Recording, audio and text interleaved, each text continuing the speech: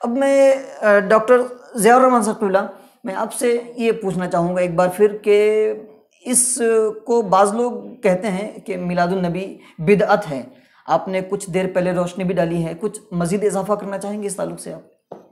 رہی بات یہ کہ یہ بدعت ہے یا نہیں ہے، مفتی صاحب بھی اس کی طرف اشارہ کر چکے ہیں، میں بھی اپنی پچھلی گفتگو میں اس پر اشارہ کر چکا ہوں۔ دیکھیے بدعت کسے کہتے ہیں، پہلے اس کو سمجھ لیں، بدعت کسے کہتے ہیں۔ شریعت کی نگاہ میں بدعت کیا ہے؟ لغت میں تو ہر نیا کام نئی چیز بدعت ہے، تو کیا ہر نئی چیز بدعت ہے؟ ہر وہ نئی چیز جو لغت کے لحاظ سے، زبان کے لحاظ سے لغوی طور پر نئی ہو تو کیا وہ چیز ناجائز و حرام ہوتی ہے؟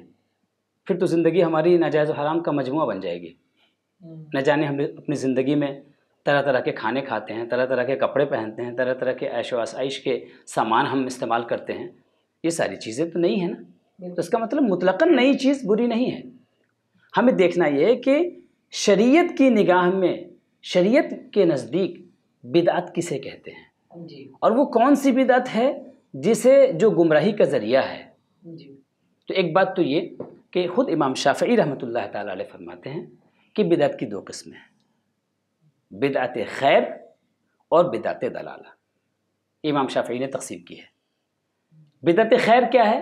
انہوں نے کہا کہ بدعت خیر اور بدعت دلالہ کی تعریف کرتے ہوئے انہوں نے کہا کہ بدعت دلالہ وہ ہے جو قرآن، سنت، اثر اور اجماع میں سے کسی ایک کے مخالف ہو، وہ بدعت دلالہ، یعنی گویا ہر وہ نیا کام جو قرآن کے مخالف ہو، حدیث کے مخالف ہو، یا صحابہ کے آثار کے مخالف ہو، یا اجماع امت کے مخالف ہو، وہ عمل بدعت ہے، جی، بدعت دلالہ ہے۔ دلالہ یعنی گمراہی والی بدعت ہے، وہ مردود بدعت ہے،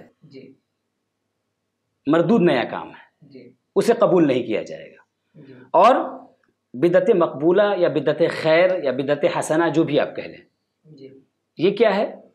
ہر وہ نیا عمل جو شریعت کے اصولوں کے مطابق ہو، شریعت کے اصولوں کے موافق ہو، شریعت کے اصولوں میں سے کسی اصل کے مخالف نہ ہو، اور اس کی بنیاد پر کوئی فساد مرتب نہ ہوتا ہو، کوئی خرابی دین میں لازم نہ آتی ہو۔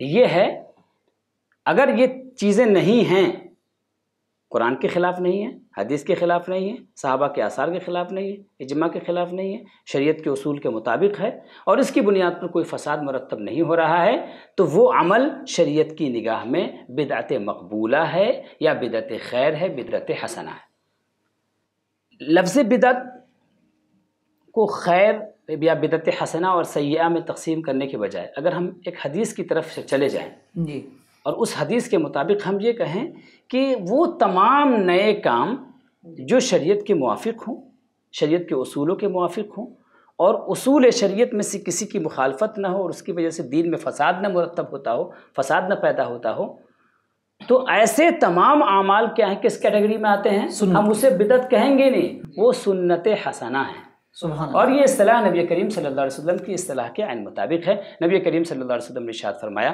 من سن فی الاسلام سنتا حسنۃ فلہ اجرها واجر من عمل بها من غیر ان ينقص من اجورهم شیئا، کہ جو اسلام میں کوئی اچھی سنت، اچھا طریقہ جاری کرے تو اس کا اجر اسے ملے گا، اور قیامت تک جتنے لوگ اس پر عمل کریں گے سب کا اجر اسے ملے گا، بغیر اس انسان کے اجر میں کمی کے جس نے سب سے پہلے اس عمل کو انجام دیا، یعنی اس کے اجر میں کوئی کمی نہیں ہوگی، اور سب کا ٹوٹل جو ہے وہ ملے گا اس انسان کو جس نے کہ سب سے پہلے اس عمل کو کیا ہے۔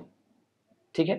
اور سنت جو بھی بدعت دلالہ ہے، گمراہی والی بدعت ہے، اس کو ہم کہیں گے سنت سیئہ۔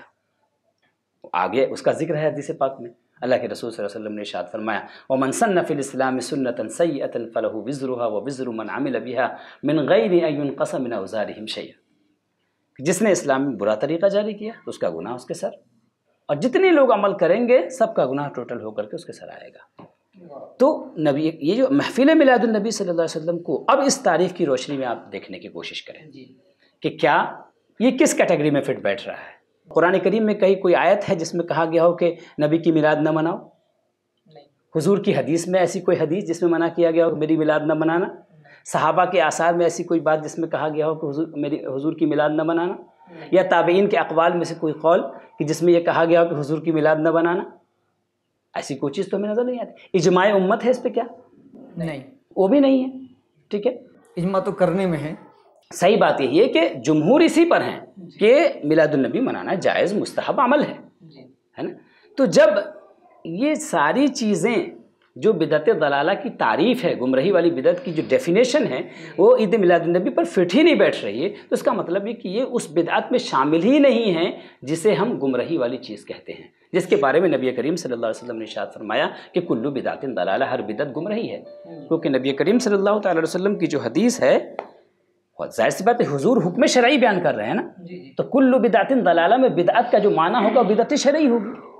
حضور لغت کے لحاظ سے تھوڑی گفتگو فرما رہے ہیں، حضور تو شریعت کے لحاظ سے گفتگو فرما رہے ہیں۔ تو کل بدعت ضلالہ، ہر بدعت گمراہی ہے، تو اس کا مطلب ہر وہ بدعت جسے شریعت بدعت سمجھتی ہے وہ گمراہی ہے۔ بہت خوب، بہت خوب۔ اور شریعت کسے بدعت سمجھتی ہے؟ جو اصول شریعت کے مخالف ہو۔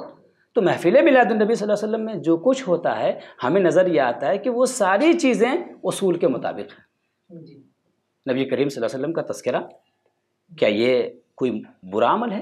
حضور کی تعریف کرنا یہ کیا برا عمل ہے؟ یہ تو قرآن کریم سے مطلوب ہے۔ اللہ تبارک و تعالیٰ نے تو فرمایا نا کہ وہ اما بنعمت ربک فحدث، اپنے رب کی نعمت کا خوب چرچا کرو۔ فحدث ہے، باب تفعیل ہے، تفعیل میں جو ہے تاکید ہوتی ہے اور تفعیل میں تکرار ہوتا ہے۔ تفعیل کی خاصیت یہ بھی ہے کہ اس میں فعل کی تکرار ہوتی ہے، بار بار بیان کرو، خوب بیان کرو، کثرت سے بیان کرو۔ وہ ہر سال جب نبی کریم صلی اللہ علیہ وسلم کی ولادت کا مہینہ آئے گا تب ہم خصوصیت کے ساتھ تذکرہ کریں گے، اور سال بھر تو تذکرہ کریں گے ہی نبی کریم صلی اللہ علیہ وسلم کا۔ واہ واہ۔ اور نبی کریم اللہ تبارک و تعالیٰ نے تو قرآن کریم میں فرمایا نا، قل بفضل اللہ وبرحمتہ فبذلک فلیفرحوا، اللہ کے فضل اور اس کی رحمت پر مومنوں کو خوشیاں منانا چاہیے، یہ اس سے بہتر ہے جس کو جو مال و دولت وہ جمع کر رہے ہیں۔ تو نبی کریم صلی اللہ علیہ وسلم کے رحمت ہونے میں کوئی شک شبہ بالکل۔ وما ارسلناک الا رحمۃ للعالمین، حضور خود فرما رہے ہیں انما انا رحمت مہدات، میں تو اللہ کی طرف سے گفٹیڈ رحمت ہوں، گفٹیڈ بلیسنگ ہوں۔ واہ۔ تو جب نبی کریم صلی اللہ علیہ وسلم رحمت ہیں تو ان کی رحمت کی آمد پہ ہم خوشی کا اظہار تو اللہ نے ہم کو حکم دیا ہے نا، اس لیے اللہ تبارک و تعالیٰ کے حکم پر ہم عمل کر رہے ہیں۔